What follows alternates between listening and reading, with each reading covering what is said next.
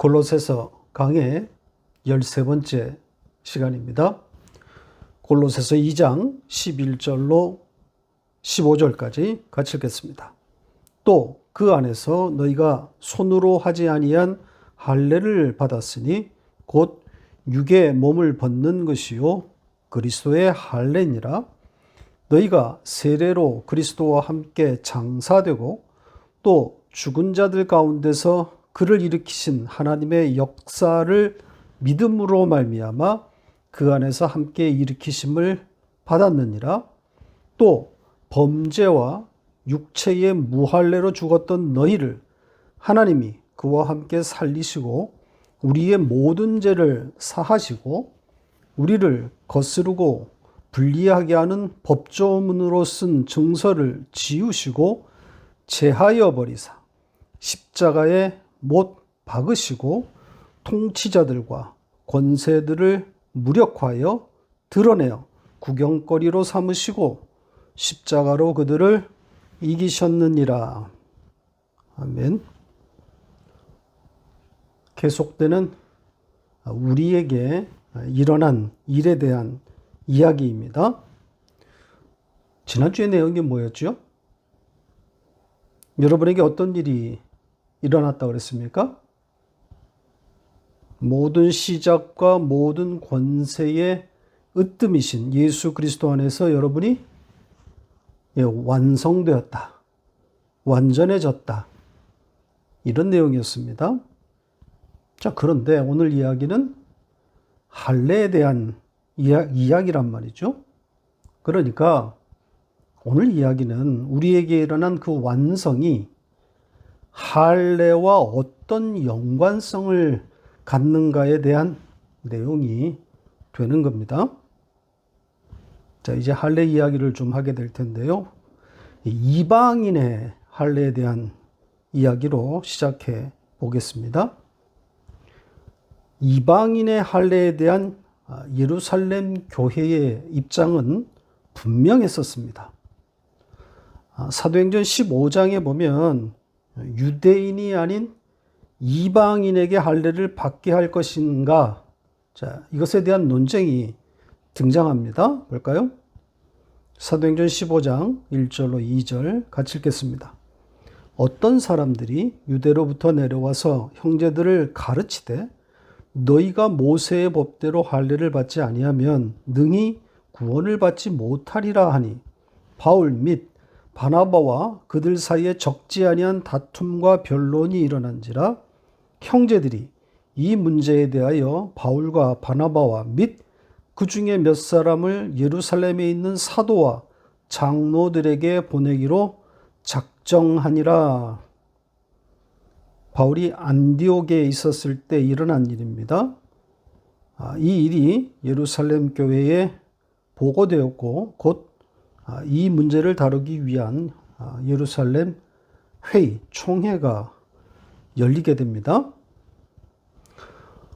이 예루살렘 총회에서 이방인의 할례에 대한 적지 않은 토론이 있었지만 베드로 사도의 발언 이후에 예루살렘 총회는 더 이상 이방인에게 할례를 요구하지 않는 것이 마땅하다. 이렇게 결론을 내립니다. 그러니까 이때까지만 해도 유대 할례주의자들이 설 자리가 많지 않았던 것으로 보입니다. 자, 그런데 시간이 흘러가면서 이 율법주의가 득세하게 되고 예루살렘 교회도 영향을 받아서 이 유대주의와 또 이 율법주의를 배척하지 못하고 이들에게 끌려가게 됩니다. 우리가 갈라디아서를 통해서 그 예루살렘 교회의 분위기를 보지 않았습니까?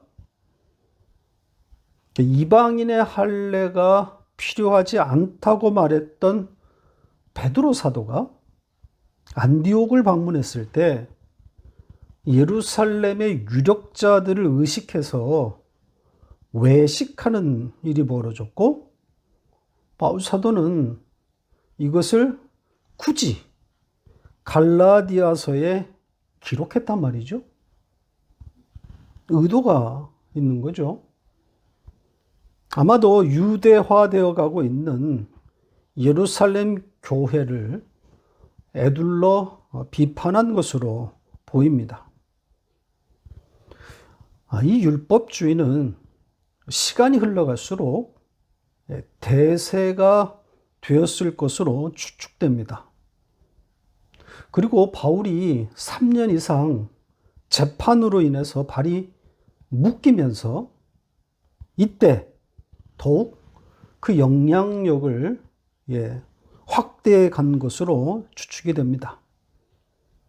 예루살렘 총회가 수년 전에 이방인의 할례는 더 이상 필요하지 않다 이렇게 결정했었는데 그 같은 논리를 들고 지금 아시아에 있는 교회들을 잡아채워 가고 있단 말입니다. 예루살렘 교회의 타락 혹은 방조가 의심되는 대목입니다.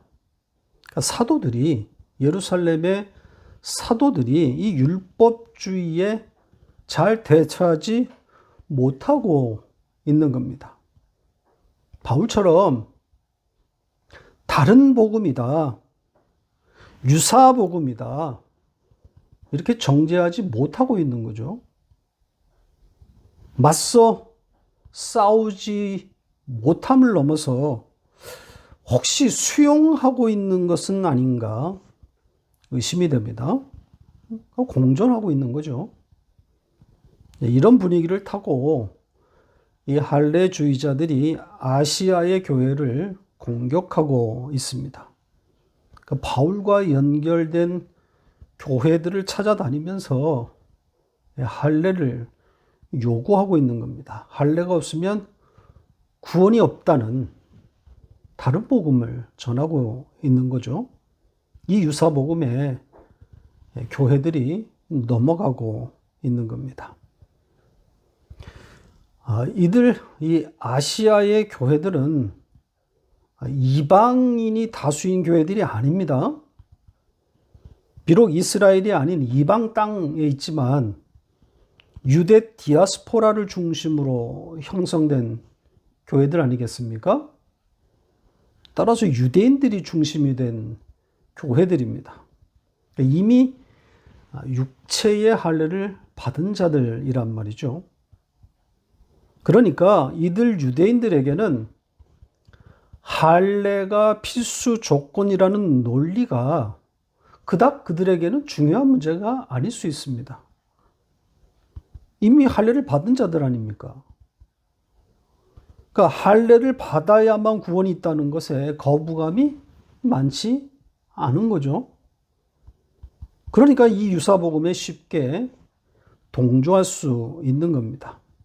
자기들이 태어나자마자 받은 것처럼 그냥 너희 이방인들도 받아. 할례를 받지 않아서 찝찝한 것보다는 이왕이면 할례를 받고 구원을 더욱 확실하게 하면 좋잖아. 이런 논리란 말입니다.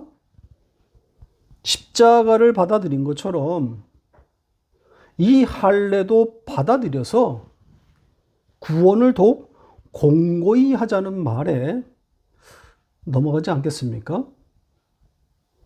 십자가도 필요하고 할례도 필요하다고 말하는 겁니다. 이들이 십자가를 거부하는 건 아니란 말입니다. 십자가도 필요하고 할례로 필요하다. 그럴듯하게 들리지 않았겠습니까? 그래서 유사복음입니다. 복음의 언저리, 복음의 바로 옆에 붙어 있다는 것 아니겠습니까? 예수도 필요하고 할례도 필요하다는 겁니다. 바울 사도는 이 할례 문제를 가지고 이 철학, 이 헛된 속임수에 대한 이야기를 이어가고 있는 겁니다. 왜 할례를 거부해야 하는지, 할례와 십자가가 왜 공존할 수 없는지를 말하고 있는 겁니다. 자, 그럼 순서대로 본문을 살펴보도록 하겠습니다. 11절입니다. 11절은 문장 구성도 그렇고 내용으로도 앞절과 연결되어 있습니다. 앞절과 마찬가지로 그분 안에서 일어난 일을 말하고 있습니다. 한마디로 11절은 너희는 그리스도 안에서, 그분 안에서 할례를 받았다, 이런 내용입니다. 예수 그리스도의 할례라는 거죠. 자, 그러면서 이 할례를 추가적으로 설명하는 내용 세 가지가 첨가되어 있습니다. 첫째는 이 할례는 손으로 하지 않은 것이다. 둘째는 육신의 몸을 벗어버리는 것, 그 안에서 일어난 일이다. 세 번째는 그리스도의 할례 안에서 일어난 일이다. 이렇게 말하고 있습니다. 좀 설명을 드리죠. 그러니까 우리가 받은 그분 안에서의 할례는 손으로 한 것이 아니죠. 육체의 할례가 아니라는 겁니다. 유대인의 그 예식이 아니라는 거죠. 그리고 육신의 몸을 벗는 것 안에서 일어난 일이다, 이렇게 말하고 있는데 이것은 그리스도의 죽음을 말하는 겁니다. 여기에 육신의 몸, 이거는 그리스도의 몸을 말하는 겁니다. 왜냐하면 그 육신, 그 몸, 그 벗어남, 전부 정관사를 붙였단 말이죠. 그러니까 십자가를 말하고 있는 겁니다. 십자가 안에서 일어난 일이다, 이런 뜻이에요. 그래서 그 할례가 그리스도의 할례 안에서 일어났다, 이렇게 말하고 있는 겁니다. 그리스도의 할례? 그리스도의 그 할례, 그리스도가 받은 할례라는 겁니다. 그러니까 그리스도의 죽음을 말하고 있는 거죠. 그의 희생인 겁니다. 자, 이게 11절의 내용이고요. 이 12절은 그리스도 안에서 받은 그 할례, 그것을 계속 설명하는 내용입니다. 어떤 내용인지 좀 보겠습니다. 첫째는 세례 안에서 그와 함께 장사되었다, 이렇게 되어 있습니다. 세례, 우리 성경은 세례로 이렇게 되어 있는데 그게 아니라 그 세례 안에서 그와 함께 죽었다, 이게 맞습니다. 그 세례 안에서 그와 함께 장사되었다, 무슨 뜻입니까? 그리스도와 함께 죽는 세례 뭐겠습니까? 바로 여러분에게 일어난, 여러분에게 생명이 들어온 그 생명의 사건을 말하는 것 아니겠습니까? 그냥 머리에 물이 떨어지는 혹은 물속에 들어가는 그 세례 아니란 말입니다. 새로운 피조물이 되는, 바로 그 중생, 회심을 말하는 겁니다. 따라서 그리스도 안에서 할례를 받았다고 하는 것은 바로 우리에게 일어난, 그들에게 일어난 중생을 말하고 있는 겁니다. 할례의 진정한 의미를 말하고 있는 거란 말이죠. 이 할례 상징입니다. 세례도 물론 상징이고요. 전부 상징입니다. 그리스도 안에서 옛사람이 죽고 새로운 피조물이 되었음을 담아놓은 겁니다. 할례나 세례 그 자체로는 아무 의미가 없어요. 다음 이야기가 바로 그런 내용입니다.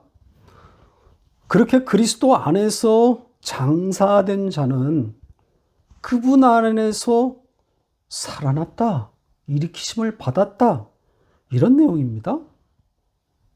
어떻게 해요? 어떤 방식으로 일으키심을 받았다고 합니까? 자, 우리 성경은 그를 일으키신 하나님의 역사를 믿음으로 말미암아, 이렇게 번역했습니다. 하나님의 하신 일을 우리가 믿음으로. 이런 뜻이죠. 그렇습니까? 우리가 믿어. 우리가 믿었기 때문에 살아난 겁니까? 우리의 믿음이 근거가 되어서 살아났다는 것인데 말이 안 됩니다. 그럴 수 없습니다.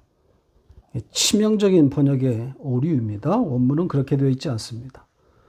보시죠. 보시는 것처럼 하나님의 믿음입니다.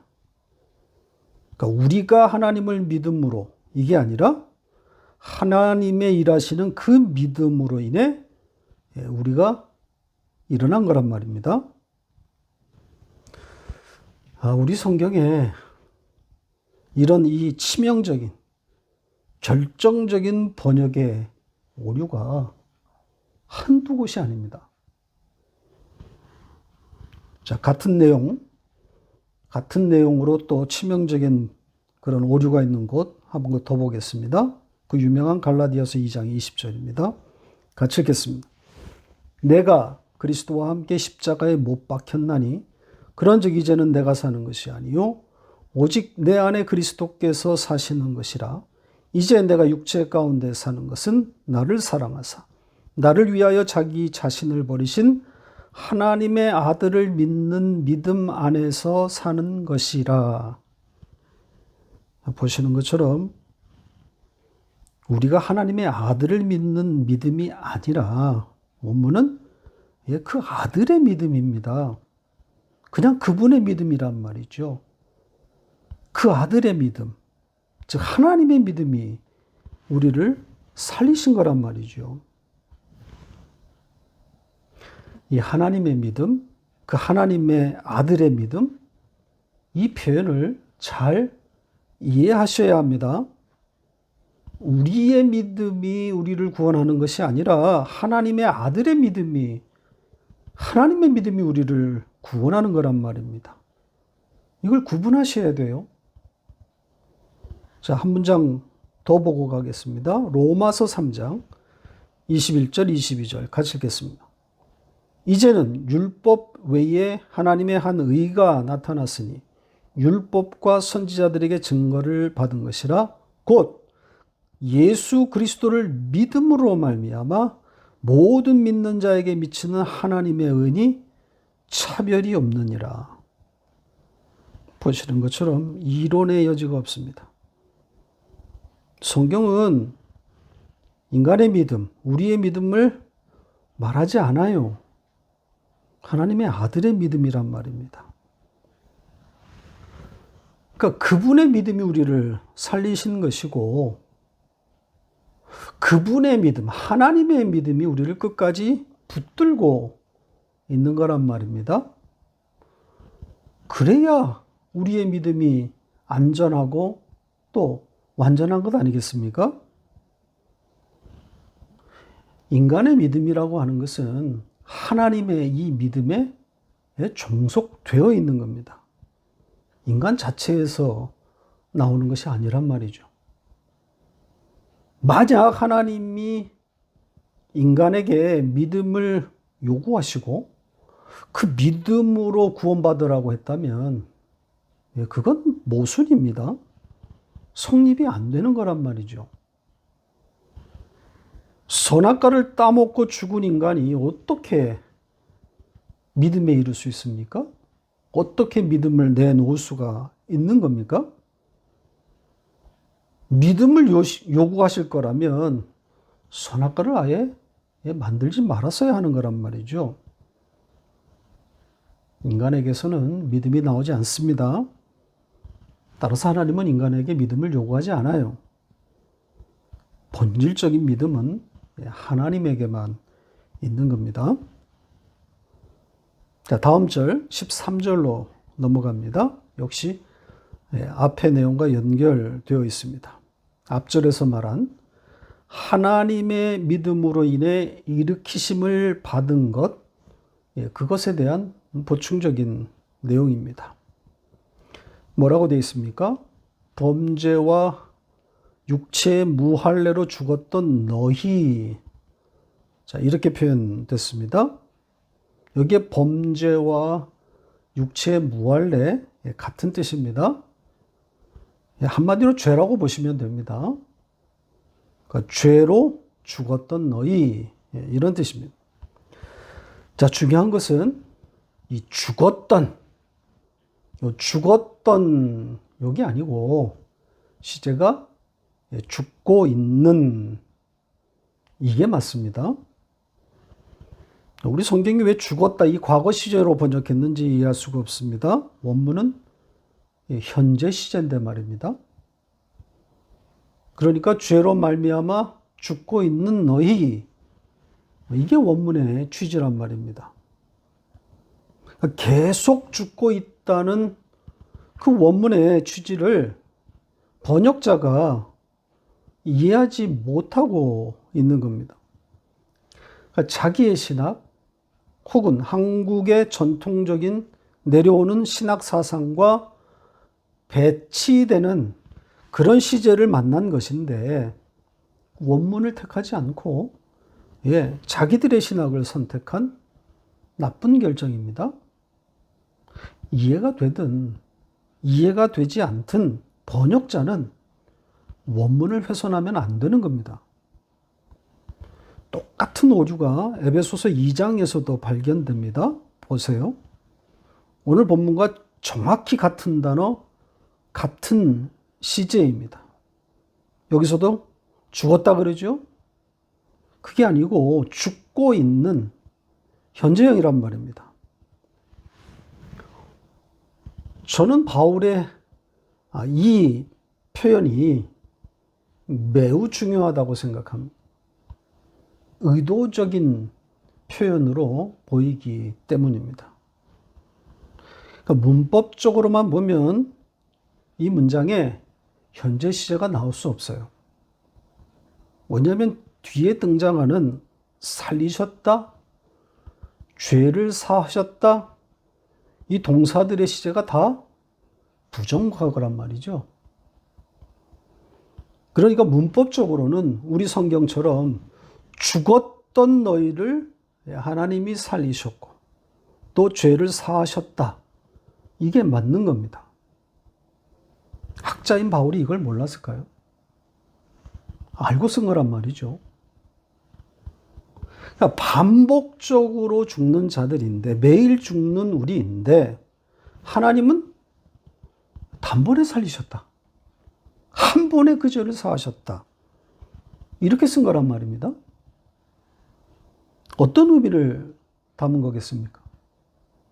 죄로 매일 죽는 자들인데 아들의 죽음, 즉 십자가와 함께 그 모든 죄, 앞으로 지을 모든 미래의 죄까지 다 사해버리셨다는 그런 의미를 담은 것 아닙니까? 인간의 문법, 인간의 논리에서는 모순인데, 충돌인데 하나님의 관점에서 보면 맞는 거란 말입니다. 십자가의 그 단번의 제사가 모든 하나님의 택한 백성들의 죄를 사한 것 아닙니까? 역사로 보면 2000년 전에 일어난 죽음인데 그것이 오늘 우리의 죄를 사할 뿐 아니라 앞으로 태어날 미래의 하나님의 백성들의 죄까지 다 사하는 것 아니겠습니까? 인간의 시제로는 받아들일 수 없는 문법이란 말이죠. 오늘 표현도 마찬가지 아닙니까?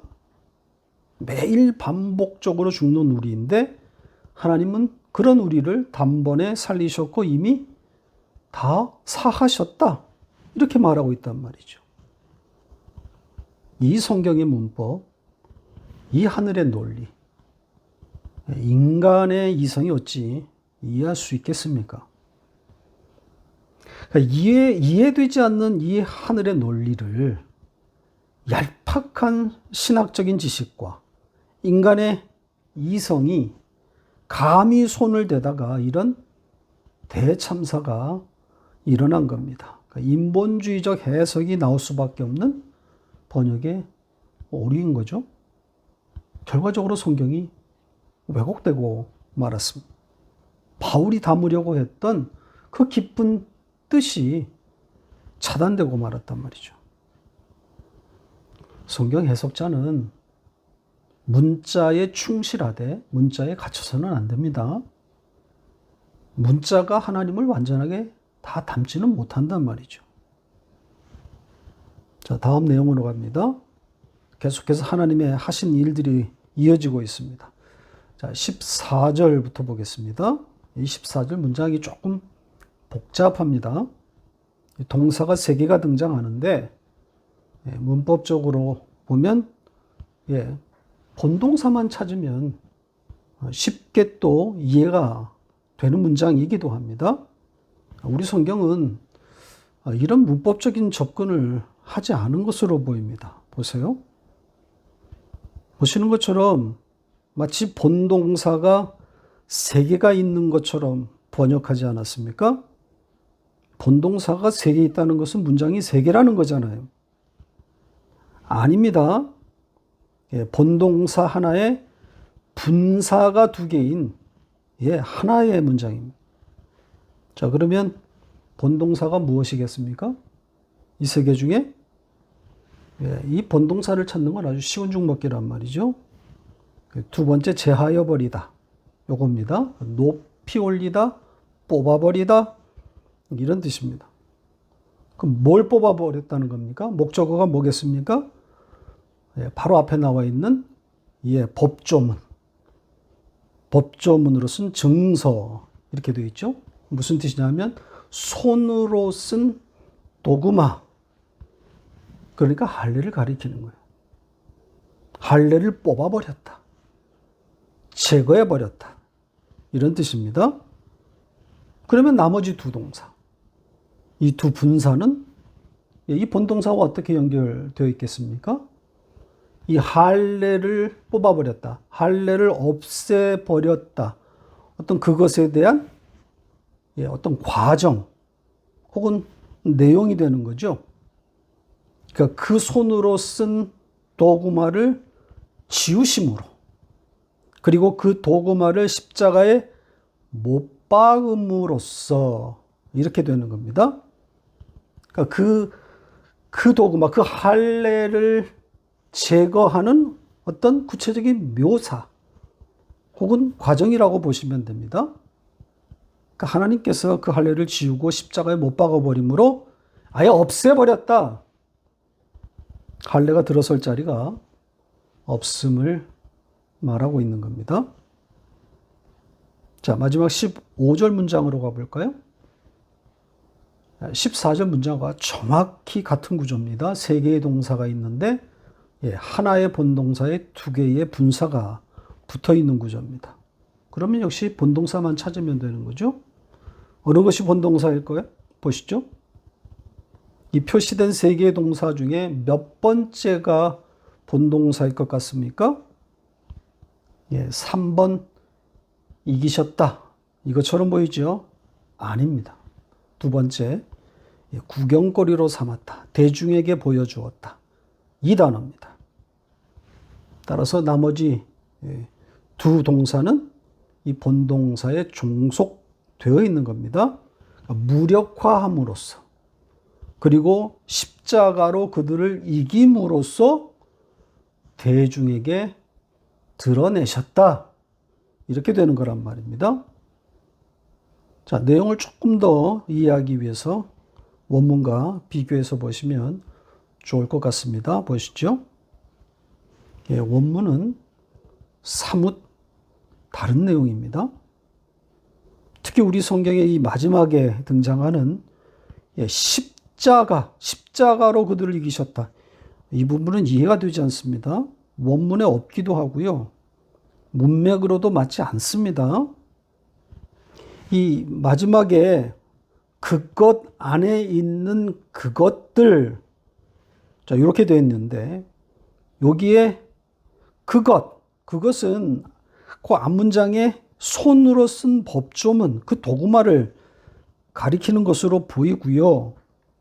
그러니까 그 도구마, 그 할례 안에 있는 그것들이니까 이 그것들은 그 앞에 있는 그 시작과 그 권세들, 이렇게 보이는 겁니다.